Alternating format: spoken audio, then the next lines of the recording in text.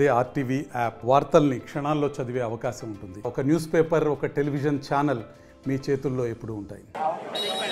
ఎదుర్కొంటున్నటువంటి అతి ముఖ్యమైన సమస్య నిరాశ నిస్పృహలో ఉన్నటువంటి రైతాంగానికి మనోధైర్యం ఇవ్వడానికి ఈరోజు మరి భారత రాష్ట్ర సమితి తరఫున ఇలా రైతు ధర్నా కార్యక్రమాన్ని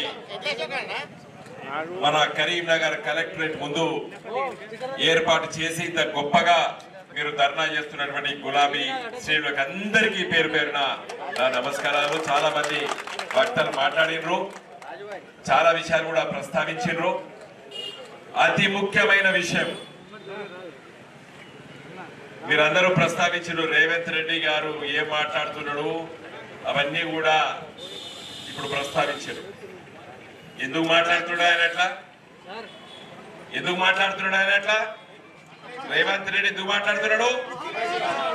అహం కాదు, నిరాశ నిస్పృహలో ఉన్నాడు. పాపం ఏంటున్నాడు రేవంత్ రెడ్డి? నిరాశ నిస్పృహలో ఉన్నటువంటి రేవంత్ రెడ్డి ఆ విధంగానే మాట్లాడుతాడు. ఎవరైనా మనోధైర్యం కోల్పోయి నిరాశ నిస్పృహ వాడు ఎదుటి వాళ్ళపైన దాడి చేస్తాడు. ఎదుటి వాళ్ళపైన అనాలోచితంగా భాష గీష ఏం చూడకుండా ఏది పడితే అర్థం మాట్లాడతాడు. నేను పెద్ద ఆశ్చర్యపోతలేను. రేవంత్ రెడ్డి 2023 శాసనసభ ఎన్నికల్లో ముఖ్యమంత్రి అవుతానని అనుకోలేదు. ఆయన అనుకోలేదు. ఎందుకు అనుకోలేదంటే అప్పటి వరకు గులాబీ జెండా తీసుకొస్తున్నటువంటి కార్యక్రమాలు, అమలు చేస్తున్నటువంటి కార్యక్రమాలు, ముఖ్యంగా రైతాంగానికి తెలంగాణ ఉద్యమం జరుగుతున్నప్పుడు ఏ హామీలు అయితే ఇచ్చినామో ఆ హామీలన్నీ కూడా నెరవేరుస్తూ ఈ తెలంగాణ రాష్ట్రాన్ని దేశంలో ఒక గొప్ప రాష్ట్రంగా తీర్చిదిద్దుతున్న నేపథ్యం మీకు అందరికీ 24 గంటల కరెంట్ ఇస్తామని చెప్పినాం, ఇచ్చి చూపించినాం. రైతు బంధు ఇస్తామని చెప్పినాం, రైతు బంధు ఇచ్చి చూపించినాం. ప్రతి గ్రామం లోపల పండించినటువంటి పంటను కొంటామని చెప్పినాం, కొని చూపించినాం. రైతాంగానికి ముఖ్యంగా వెనకబడ్డ జాతుల కుటుంబాల్లో ఉన్నటువంటి పుట్టినటువంటి పిల్లలకు మంచి చదువు చెప్తామని చెప్పినాం. చదువు కోసం వేలాది రెసిడెన్షియల్ పాఠశాలలు పెట్టి చూపించినాం. ఇదంతా ముందుకెళ్తుంటే ఎట్టి పరిస్థితుల్లో నేను గెలిచేది లేదు కాబట్టి ఏది పడితే అది హామీలు ఇస్తా అని చెప్పేసి అనాలోచితంగా హామీలు ఇచ్చిండు రేవంత్ రెడ్డి. చాలా ముఖ్యమైన విషయం ఇది. 2 లక్షలు రుణమాఫీ చేస్తాను, వెళ్ళండి బ్యాంకుల దగ్గర క్యూలో నిలబడండి.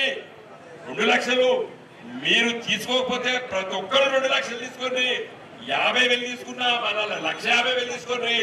నేను డిసెంబర్ 9వ తారీఖు నాడు నేను ఇస్తున్నా అని చెప్పి మాట ఇచ్చిండు.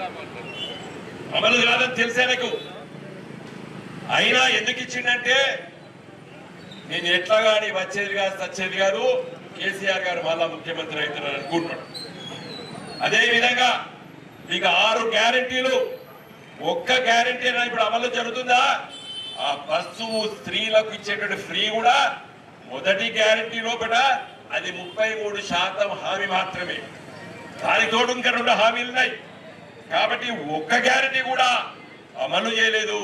6 గ్యారెంటీల పథకం చెప్పినటువంటి రేవంత్ రెడ్డి అందుకోసమే నిరాశ నిస్పృహలో ఉంది.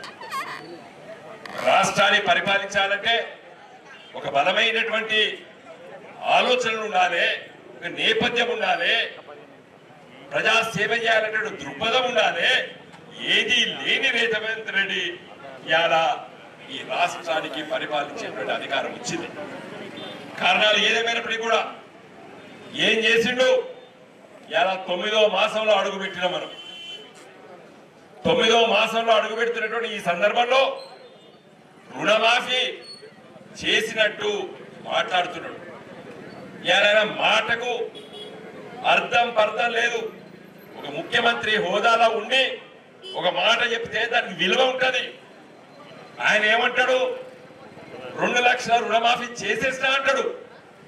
ఒక అరగంట తర్వాత వాళ్ళ ఆర్థిక మంత్రి చెయ్యలేదు, ఇంకా చేస్తా ఉంటాడు. ఇంకొక మంత్రి ఖమ్మంలో అంటాడు కేవలము 20-30% మందికి మేము ఇచ్చినాము, ఇంకా ఇవ్వబోతున్నాము అని ఒక మంత్రి చెప్తాడు. ఆ ఉత్తమ్ కుమార్ రెడ్డి వ్యవసాయ శాఖ మంత్రి చెప్తాడు కొన్ని టెక్నికల్ ప్రాబ్లమ్స్ ఉండడం వల్ల అందరికీ రాలేదు, వేచి చూడండి అని వాళ్ళు చెప్తాడు. ఈయన అంటాడు మొత్తం 2 లక్షల రుణమాఫీ ఇచ్చామని చెప్తాడు. అందుకోసమే ఈ ధర్నా ఎందుకే చెప్పారు, మనం ఎందుకు పెట్టడం, ఇవాళ పెట్టడము నువ్వు ఇవ్వలేదు అని ఈ ప్రపంచానికి చెప్పాలని చెప్పేటువంటి ఆలోచనతోని ఇవాళ ధర్నా కార్యక్రమం పెట్టినాం. రైతు బంధు కేసీఆర్ ఎప్పుడు ఇచ్చిండు? రోహిణి కార్తీ మే చివరి వారంలో రోహిణి కార్తీ వస్తుంది. రోహిణి కార్తీ అంటే ఎండలు బగబగ పడుతాయి. మన తెలంగాణ సామెత ఉన్నది, రోకల్ బండ కూడా పగులుతుందని. రోహిణి కార్తీ వెళ్ళిన తర్వాత తొలకరి జల్లులు పడతాయి. రైతు తన సామాగ్రి నాగలి, నాడు, నేడు ట్రాక్టరు, అదేవిధంగా విత్తనాలు, ఎరువు బస్తాలు, వీటి కోసం సన్నద్ధమవుతాడు రైతు. ఒకప్పుడు కావాలి, ఏం కావాలి? రైతు బంధు కావాలి. ఆ విధంగా ఇచ్చినాం మనం గులాబీ జెండా. జూన్ మొదటి వారం లోపల రైతులకు రైతు బంధు ఇచ్చినాం. నాటేసేటప్పుడు దున్నే ముందు ఒక యూరియా బస్తా కొనడానికి ఆ పథకాన్ని అమలు చేసినాము గులాబీ జెండా. ఇలా రేవంత్ రెడ్డి ఎప్పుడు ఇస్తాడు? కోతలు కోసిన తర్వాత ఇచ్చాడు. పంట పండి రైతు అమ్ముకున్న తర్వాత పైసలు వచ్చిన తర్వాత రైతు బంధు కొంతవరకు ఇచ్చాడు. ఈ సంవత్సరం అయితే అది కూడా ఇవ్వలేదు. దానికి ఏదో చెప్తాడు కారణం. ఇలా మిత్రులారా, ఇలా యావత్తు తెలంగాణలో ఒకట గ్రామీణ ప్రాంతాల ఒకట రైతాంగం పెద్ద ఎత్తున అయ్యో మేము మా కేసీఆర్ ను కోల్పోయినాం, ఈ గులాబీ జెండా పరిపాలన కోల్పోయినామని చెప్పి బాధాకరమైనటువంటి పరిస్థితుల్లో ఉన్నారు. మేము తిరుగుతున్నాం గ్రామీణ ప్రాంతాల్లో, ఒక పెళ్లిలకు, పేరంటలకు, సావులకాడ పోయినప్పుడు ప్రతి ఒక్కరు వచ్చి మాట్లాడుతున్నారు. ఇక్కడ ఉన్నటువంటి గులాబీ జెండా శ్రేణులకు చెప్తున్నాను, అధికార పక్షం ఎంత ముఖ్యమో ప్రతిపక్ష పాత్ర కూడా చాలా ముఖ్యం.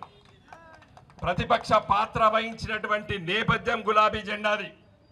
2001లో పార్టీ పెట్టిన వాళ్ళలో నేనొక్కడిని. ఆ రోజు మాకు చెప్పిండ్రు, భయపెట్టిండ్రు, చంద్రబాబు నాయుడు ముందు మీరు ఎక్కడ తట్టుకుంటారు, అంత తెలివి కల్లోడు, అంత బంగారము, డబ్బులు బొచ్చడంత ఉన్నాయి, అలాంటి వ్యక్తితో మీరు తట్టుకోగలుగుతారా అన్నారు. తట్టుకున్నాం.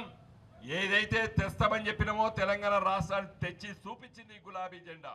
హైదరాబాద్ సుచిత్ర సర్కిల్ కి ఒక విశేషం. మీ లలిత జ్యువెలరీ సుచిత్ర సర్కిల్ కి వచ్చేసింది. ఆగస్టు 18న బ్రహ్మాండమైన ప్రారంభోత్సవం. Lalitha Jewellery, A block, Green Park Avenue, Suchitra Road. మీ లలిత జ్యువెలరీలో ధరలు చెక్ చేయండి. డబ్బులు చాలా చాలా ఆదా చేస్తారు. డబ్బులు ఎవరికి ఊరికే రావు.